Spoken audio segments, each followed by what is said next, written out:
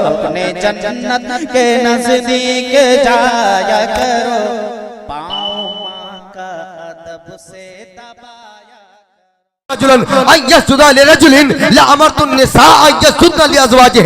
दुनिया में अगर किसी इंसान को मैं हुक्म देता कि किसी इंसान को सजदा कर ले तो औरतों को हुक्म देता कि अपने शौहरों को सजदा करे। मगर याद रखो दुनिया में इंसान को इंसान के लिए सजदा करना जायज नहीं है। इसलिए तू सिर्फ अगर सजदा करना चाहता है तो खुदा को सजदा कर, मोहब्बत मुझसे कर, इबादत खुदा की कर। कामयाबी चाहता है तो शरीयत मुस्तफा पर अमल कर ले। बहुत से पीर आज घूमते हैं जो मुरीदों से सजदा करवाते हैं। उलमा जब बयान करते हैं तो कहते हैं कि उलमा का मामला कुछ और है, शरीयत कुछ और है, तरीकत कुछ और है। मेरे नबी से बढ़कर के शरीयत कौन जानता होगा? आजकल के शरीयत सिखाने वाले क्या शरीयत सिखाएंगे? नारे तकबीर, नारे रिसालत, उलमाए अहले सुन्नत, हज़रत अल्लामा मौलाना रफीक खन्नापुरी साहब किबला। नारे तकबीर, जश्न दस्तार बंदी, दारुल उलूम गौसिया, हज़रत अल्लामा मौलाना मंजरी साहब किबला। नारे तकबीर, नारे रिसालत, जश्न दस्तार बंदी, दारुल उलूम गौसिया, उलमाए अहले सुन्नत।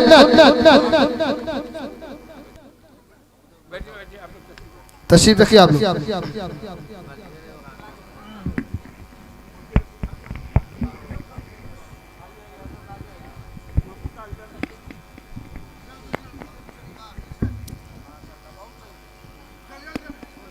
दुरूद शरीफ पढ़ लीजिए। सल्लल्लाहु अलैहि वसल्लम, सलातो व सलाम अलैका सय्यदी या रसूलुल्लाह सल्लल्लाहु अलैहि वसल्लम।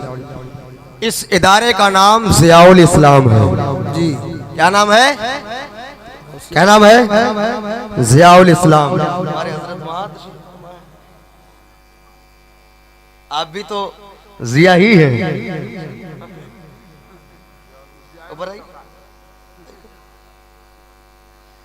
तवज्जो है, ज़ियाउल इस्लाम, इस्लाम की रोशनी, इस्लाम की रोशनी। जहां रोशनी होगी वहां इंसान भटक नहीं सकता है। और इल्म के बारे में भी कहा गया, एजुकेशन इज अन लाइट। इल्म एक रोशनी है। और कैसी रोशनी कि इंसान जब इल्म हासिल करता है तो वो खुद भी रोशन होता है और दूसरों को भी रोशन करता है। और रोशनी ऐसी कि गौसे आदम फरमाते हैं दरस्तुल इल्म हत्ता सिरतु कुतबन वनिलतु सादा मिन मौलल मवाली। और फरमाते हैं कि इसकी बरकत यह है कि नजर तो इला बिलादिल्लाह जमान का खरदिलतिन अला हुक्म इत्तिसाली। इल्म की बरकत ये होती है, इल्म की रोशनी ये होती है कि इंसान जब इल्म हासिल करता है खुद भी रोशन होता है और समाज को भी रोशन करता है। नारे तकबीर, नारे रिसालत, नारे रिसालत, उलमाए अहले सुन्नत, उलमाए अहले सुन्नत, हजरत मौलाना अब्दुल सत्तार साहिब किबला। नारे तकबीर, नारे रिसालत।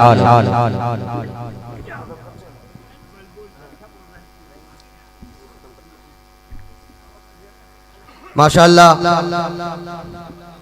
बहुत से अजीम और अबकरी हजरात यहाँ पर मौजूद हैं। अब इनकी मौजूदगी में मैं गुफ्तगू क्या करूँ? मेरी बात समझ में आ रही है आप लोगों को? समझ में आ रही है? पढ़ेंगे, पढ़ाएंगे, पढ़ेंगे, पढ़ाएंगे। ये मिशन आप बिल्कुल चला दीजिए ताकि गुमराहों से बच जाएं और गुमराहियत जो फैल रही है उससे बच जाएं। बात समझ रहे कि नहीं समझ रहे? मेरी बात समझ में आ रही है? हाँ, बहुत से लोग आज सिर्फ झंडा लेकर के सोचते हैं कि हम ही कामयाब हैं। मेरे नबी ने झंडा तो लगाया है मगर झंडा के साथ साथ अपने सहाबा को सबसे पहले तालीम याफ्ता किया है। मस्जिद नबी में जो लोग गए हैं असहाबे सुफ़ा का चबूतरा वहां पर बना हुआ है।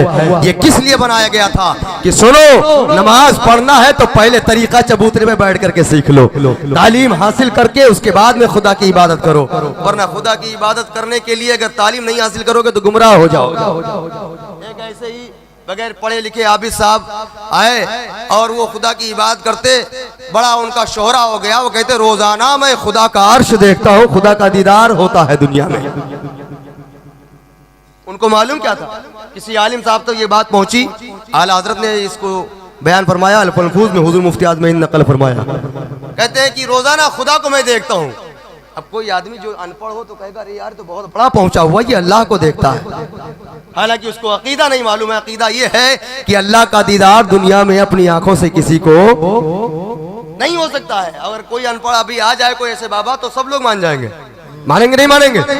किस बुनियाद पर? इस बुनियाद पर कि इल्म नहीं है। हमारे इलाके में एक आदमी पहुंच गया था तो मोबाइल से गौसे आजम से बात करता था और बहुत से लोग उसको भी चाहने वाले मिल जाते हैं। ऐसे लोग भी मौजूद हैं। कहते हैं हाँ है तो पहुंचा हुआ, ना जाने कौन सा नेटवर्क उसका था, यहां से वहां तक काम करता बगैर स्कैन के, यहीं से बैठ करके कहता मैं अभी बात करके बताता हूं, कोई मसला है। आज गंवार और अनपढ़ लोग गुमराह खुद भी हैं और दूसरों को गुमराह कर रहे हैं, क्योंकि उनको आखिरत की फिक्र नहीं है, उन्हें ख्याल नहीं है अपनी आकिबत का। और आकिबत का ख्याल कैसे होगा? इल्म होगा तभी तो फिक्र होगी। इसलिए कुरान ने कहा इन्नमा यख्शल्लाह मिन इबादिहिल उलमा, अल्लाह का सबसे ज्यादा खौफ रखने वाले उलमा ही है। उलमा मतलब जो जानकार है, जो जितना ज्यादा जानेगा उतना ही डरेगा। बस मेरे प्यारे, बहरहाल वो कहते कि मुझे दुनिया ही में खुदा का दीदार होता है। एक आलिम साहब के पास आए, उनसे बयान किया तो कहा कि अरे वो जाहिल है, उसको क्या मालूम है, खुदा का दीदार दुनिया में तो हो नहीं सकता है। मगर समझदार था। कहा सुनो, इब्लीस के बारे में आया है कि रोजाना वो समंदर के ऊपर अपना तख्त बिछाता है और अपने सारे चेलों से बैठ करके अपनी उनकी बातें सुनता है कि किसको बहकाया, किसे कोरेक्स पिलाया, किसे टिकिया खिलवाई, किसको गुमराह किया, किसे डीजे में लेकर के गया, किसको नाच पार्टी में लेकर के गया, वो शैतान बैठ करके पूछता है। तो जो तुम देखते थे रोजाना वो शैतान का तख्त समंदर पर बिछता था, शैतान को आज तक तुमने खुदा समझा। वो समझदार था, इबादत गुजार था, मगर लड़ाई करने वाला झगड़ाऊ अड़ियल इंसान नहीं था। कहा आज तक मैं जिसको खुदा समझता रहा माज़अल्लाह वो तो शैतान था।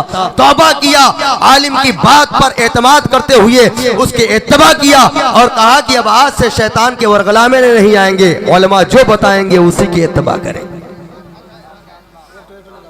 इसलिए जानते हो मेरे आका ने इरशाद फरमाया अलैकुम बिसुन्नती व सुन्नतिल खुलफाइर राशिदीन अल महदीयीन, ऐ लोगों सुनो, तुम पर मेरी सुन्नत भी लाजिम है और मेरे तमाम खुलफा की सुन्नत भी लाजिम है। बेशक, सुभान अल्लाह सुभान अल्लाह। तमाम खुलफा की सुन्नत भी लाजिम है। इसलिए मेरे अजीज, मैं ही अकेला नहीं हूँ, ये मत समझिए कि मैं ही बोल लूँ, बहुत से लोग मौजूद हैं। मैंने खुतबा में पढ़ा था अल्लाह के रसूल का इरशाद है तलबुल इल्म फरीदतुन अला कुल्li मुस्लिम, हर मुसलमान पर इल्म हासिल करना फर्ज है। मेरी गुफ्तगू अधूरी हुई इधर की उधर, बहरहाल जो बातें मैंने बताई हैं आप ये नोट कर लें कि अपने बच्चे को पढ़ाएंगे। मुआशरे में जो लोग तबाहियां बर्बादियां फैलाते हैं, गुमराह करने की कोशिशें करते हैं किसी बुजुर्ग के नाम पर या किसी भी ऐसी शख्सियत की जो मुतबर्रक और मुअज़्ज़म है उसके हवाले से, तो सबसे पहले आप शरीयत मुस्तफ़ा सीखें कि मुस्तफ़ा की शरीयत की रोशनी में हमें अकीदत कैसे रखनी है। जैसे कि सहाबा ने सजदा करने के लिए नबी से कहा तो नबी ने फरमाया कि सजदा नहीं कर सकते हो, इसलिए कि सजदा सिर्फ खुदा को किया जाता है, मोहब्बत हर एक से की जाती है।